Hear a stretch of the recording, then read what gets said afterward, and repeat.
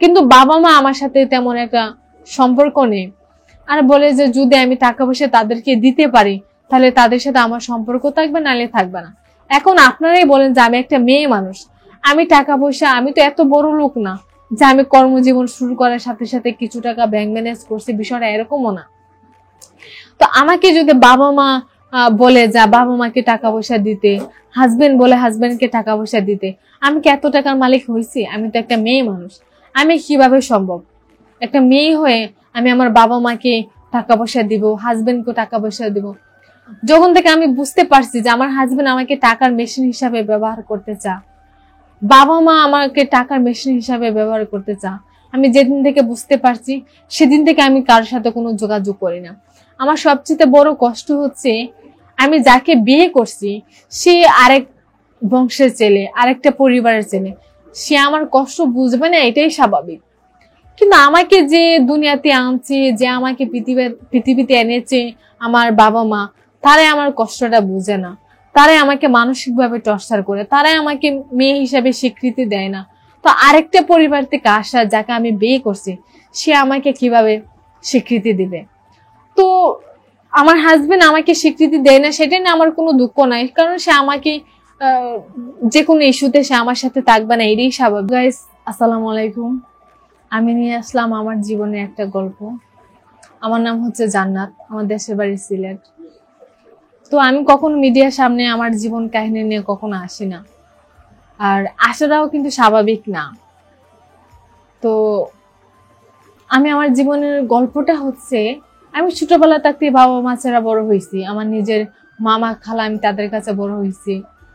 তো আমার বাবা মা, আমরা 4 বোন 2 ভাই, আমার বাবা মা কখনো আমাকে স্বীকৃতি দিত না, কারণ আমাকে স্বীকৃতি দিতে হলে আমার দায়িত্ব তাদের বহন করতে হবে, সেই জন্য তারা কখনো আমাকে স্বীকৃতি দিত না। তাই আমি অনেক কষ্টের সাথে আমি আমার বাবা মাকে ছাড়া আমি আমার মামা খালার বাড়িতে বড় হয়েছি, অনেক কষ্ট করে। আমার মামা খালা তারা যে আমাকে খুব আপন করে নিছে বিষয়টা কিন্তু এরকম না, তারাও আমাকে কষ্ট দিছে। তারা আমাকে এরকম ভাবে কষ্ট দিছে আমি কখনো মানুষের কাছে কইতেও পারি না, সইতেও পারি না, কারণ আমার বিবেকে বাদে। তারা আমাকে অনেক কষ্ট দিছে। যখন আমার বয়স 4 থেকে 5 বছর ছিল তখন তারা আমাকে কষ্ট দিছে, কিন্তু আমি আমার বাবা মাকে নিজের কাছে থেকে দেখছি, নিজের মাকে, নিজের বাবাকে, ভাই বোনকে, তাদেরকে কত যত্ন করছে। কারণ আমি জানি যে আমি এক পরিবেশে থেকে বড় হয়েছি, তারা আরেক পরিবেশে থেকে বড় হয়েছে। আমার ভাই বোন, আত্মীয় স্বজন সবাই আছে, আমার চাচারা মামারা সবাই আছে। তো আমি যেহেতু আরেকটা পরিবেশে থেকে বড় হয়েছি, আমি তখন থেকে বুঝতে শিখছি যখন থেকে যে আমার বাবা আমাকে স্বীকৃতি দিচ্ছে না, আমার মা আমাকে স্বীকৃতি দিচ্ছে না, আমার পরিবার আমাকে স্বীকৃতি দিচ্ছে না। যদি আমার ভাই বোন ছোট ছিল তাদের কোনো দোষ নাই, সবচেয়ে বড় দোষ হচ্ছে আমার মা, আমার বাবা।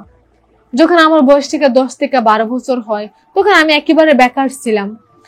তো আমার বাবা সবসময় চিন্তা করতো যে আমি যদি তাকে স্বীকৃতি দেই হয়তো তার খরচপাতি সবকিছু আমার বহন করতে হবে, আমি তার খরচপত্র কেন আমি তাকে বহন করব? কারণ কেউ যদি তাকে জিজ্ঞাসা করে আপনার মেয়ে কয়জন, সে কখনো কোথাও 4 জন বলে না, সব জায়গাতে সে 3 জন করে বলে। যখন আমি একটা চাকরির জীবন শুরু হয়, আমার যখন একটা কর্মজীবন শুরু হয় তখন আমার বেতন ছিল 6,000 টাকা। 2018 সালের কথা, আমার বেতন ছিল 6,000 টাকা। তখন আমি 12-13 বছর বয়সে একটা ছোট্ট একটা জব করি। তখন আমার বাবা মা চিন্তা করছে যে এখন হয়তো আমি তার স্বীকৃতি দেওয়া যায়, সে আমার মেয়ে। আমি ঢাকাতে আসছি, আমার মামা খালা তারা আমাকে অবহেলা করতো, আমাকে অনেক মানসিক টর্চার করতো, আমাকে অনেক নির্যাতন করতো। আমি আমার বাবা মার কাছে তাইকেও আমি ভালো থাকতাম না, আমার বাবা মা তো আমাকে তো কখনো গ্রহণই করতো না। যখন আমার একটা কর্মজীবন শুরু হয় তখন আমি দেখলাম যে আমার বাবাও আমাকে পছন্দ করে, মাও আমাকে দেখাশোনা করতে চায়, বাবা মা সবাই স্বীকৃতি দেয় যে আমি তার মেয়ে। তো আমার কাছে একটাই প্রশ্ন ছিল যে যখন আমি বেকার ছিলাম, যখন আমার কর্মজীবন ছিল না, যখন আমার কোনো কিছু ছিল না, তখন তো বাবা মা সবাই ছিল, কেউ তো আমাকে স্বীকৃতি দেয় না যে আমি তার মেয়ে বা আমি তার সন্তান, ওরকম তো কেউ আমাকে স্বীকৃতি দেয় না। এখন আমি টাকা আছে, আমি এখন চাকরি করে বলে যে সে আমাকে স্বীকৃতি দেবে। তো এইভাবে আমি আমার একটা ছেলেকে পছন্দ করে বিয়ে করি। সেই ছেলের সাথে যখন আমি বিয়ে করি তখন আমি তাকে বলছিলাম যে আমার বাবা মা কেউ নেই, আমি আমার মামা খালার কাছে তাকে বড় হয়েছি। তো মামা খালার কাছে তাকে যখন বড় হয় তখন মামা খালারা আমাকে যদিও তারা আমাকে কখনো ভালোবাসতো না, তারা আমাকে শুধু একটা ইতিম মানুষ হিসাবে তারা আমাকে আশ্রয় দিছে। আমি আমার ছোটবেলা থাকতে মামা খালার আদর যত্ন, মায়া মমতা, বাবা মা আদর আমি কখনোই পাইনি। আমি তাদের কাছ থেকে সারাটা জীবন আমি মানে সবকিছু থেকে আমি বঞ্চিত। তখন আমি একটা ছেলেকে পছন্দ করে যখন বিয়ে করি তখন সে জানতে পারলো যে আমার বাবা মা আছে, ভাই বোন আছে, আত্মীয় স্বজন সবাই আছে। তো আমার ভাই বোন সবাই আমার সাথে যোগাযোগ করে, কিন্তু আমার বাবা মা আমার সাথে যোগাযোগ করে না তখন থেকে যখন আমার বিয়ে হয়েছে। কারণ আমার যখন বিয়ে হয়ে গেছে তখন তার আমি তাদেরকে কোনো টাকা পয়সা দিতাম না, তো তারা আমার খোঁজখবর রেখে কি করতো। তো আমার যখন বিয়ে হয়েছে তখন আমি তাদেরকে টাকা পয়সা দেই না বলে তারা আমার খোঁজখবর নেয় না। না নেওয়ার পর থেকে আমি যাকে বিয়ে করছে সে আমাকে প্রতিনিয়ত মানসিক ভাবে টর্চার করে। বাবা মা আছে দেখাশোনা করে না, বাবা মা আছে দেখাশোনা করে না, দাওয়াত করে না, কোনো যৌতুক দেয় না, কোনো কিছু দেয় না। তার সাথে আমার ওইভাবে সম্পর্কটা ছিল যে আমি কোনো যৌতুক দেব না, আমার বাবা মা কেউ নেই। যদিও কোনো এক সময় আমার বাবা মা আমার সামনে আসে, তার আমার বাবা মা থাকার সাথে না থাকাই ভালো। ধরে নিতে হবে যে আমি একেবারে এতিম। তো আমি একটা মধ্যবিত্ত একটা ফ্যামিলির ছেলেকে দেখে বিয়ে করি। যদি আমি আমার পরিবারকে যদি ধরি তাহলে বলবো যে আমি নিজেও মধ্যবিত্ত ফ্যামিলি, কেন আমার বাবারও টাকা পয়সা কম বেশি আছে, একেবারে যে নাই তা কিন্তু না। কিন্তু আমি সেই জায়গা থেকে অসহায়, আমার বাবা মা আমাকে স্বীকৃতি দিচ্ছে না। আজ পর্যন্ত আমার বাবা আমাকে স্বীকৃতি দেয় না, শুধু টাকার জন্য। তো সে কি করলো, আমাকে মানসিক টর্চার করে, আমাকে আমার কোনো দোষ ছিল না, তারপর সে আমার কাছ থেকে আলাদা।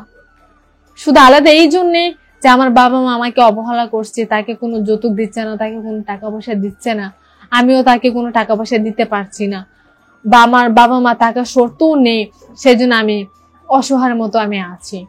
তো আমার বাবা মা আছে, আমরা এখন আলাদা হচ্ছে প্রায় 5 বছর ধরে। 5টা বছর ধরে একেবারে আমার বাবা মার সাথে আমার কোনো সম্পর্ক নেই। রোজা ঈদ আসলে, কুরবানি ঈদ আসলে বাবা মার সাথে আমার কখনো যোগাযোগ হয় না, দেখা হয় না। তো আমার বড় ভাই আছে, বোন আছে, আমি তাদের সাথে যোগাযোগ করি, তারাও আমার সাথে যোগাযোগ করে, আমরা একসাথে দেখাশোনা করি, একসাথে চলাফেরা করি। কিন্তু বাবা মা আমার সাথে তেমন একটা সম্পর্ক নেই। আর বলে যে যদি আমি টাকা পয়সা তাদেরকে দিতে পারি তাহলে তাদের সাথে আমার সম্পর্ক থাকবে, নাহলে থাকবে না। এখন আপনারাই বলেন যে আমি একটা মেয়ে মানুষ, আমি টাকা পয়সা, আমি তো এত বড় লোক না যে আমি কর্মজীবন শুরু করার সাথে সাথে কিছু টাকা ব্যাংক ম্যানেজ করছি, বিষয়টা এরকমও না। তো আমাকে যদি বাবা মা বলে যা বাবা মাকে টাকা পয়সা দিতে, হাজবেন্ড বলে হাজবেন্ডকে টাকা পয়সা দিতে, আমি কি এত টাকার মালিক হয়েছি? আমি তো একটা মেয়ে মানুষ, আমি কিভাবে সম্ভব? একটা মেয়ে হয়ে আমি আমার বাবা মাকে টাকা পয়সা দিব, হাজবেন্ডকে টাকা পয়সা দিব? যখন থেকে আমি বুঝতে পারছি যে আমার হাজবেন্ড আমাকে টাকার মেশিন হিসাবে ব্যবহার করতে চা, বাবা মা আমাকে টাকার মেশিন হিসাবে ব্যবহার করতে চা, আমি যেদিন থেকে বুঝতে পারছি সেদিন থেকে আমি কারোর সাথে কোনো যোগাযোগ করি না। আমার সবচেয়ে বড় কষ্ট হচ্ছে আমি যাকে বিয়ে করছি সে আরেক বংশের ছেলে, আরেকটা পরিবারের ছেলে, সে আমার কষ্ট বুঝবে না, এটাই স্বাভাবিক। কিন্তু আমাকে যে দুনিয়াতে আনছে, যে আমাকে পৃথিবীতে এনেছে আমার বাবা মা, তারাই আমার কষ্টটা বুঝে না, তারাই আমাকে মানসিকভাবে টর্চার করে, তারাই আমাকে মেয়ে হিসাবে স্বীকৃতি দেয় না। তো আরেকটা পরিবার থেকে আসা যাকে আমি বিয়ে করছি সে আমাকে কিভাবে স্বীকৃতি দিবে? তো আমার হাজবেন্ড আমাকে স্বীকৃতি দেয় না, সেটা নিয়ে আমার কোনো দুঃখ নাই, কারণ সে আমাকে যে কোনো ইস্যুতে সে আমার সাথে থাকবে না, এটাই স্বাভাবিক। কিন্তু আমার বাবা মা সারাটা জীবন আমার সাথে থাকা উচিত, আমাকে বিনা স্বার্থে সারাটা জীবন ভালোবাসা উচিত, কিন্তু তারা তাদের দায়িত্বের থেকে তারা কোনো কিছু করে না।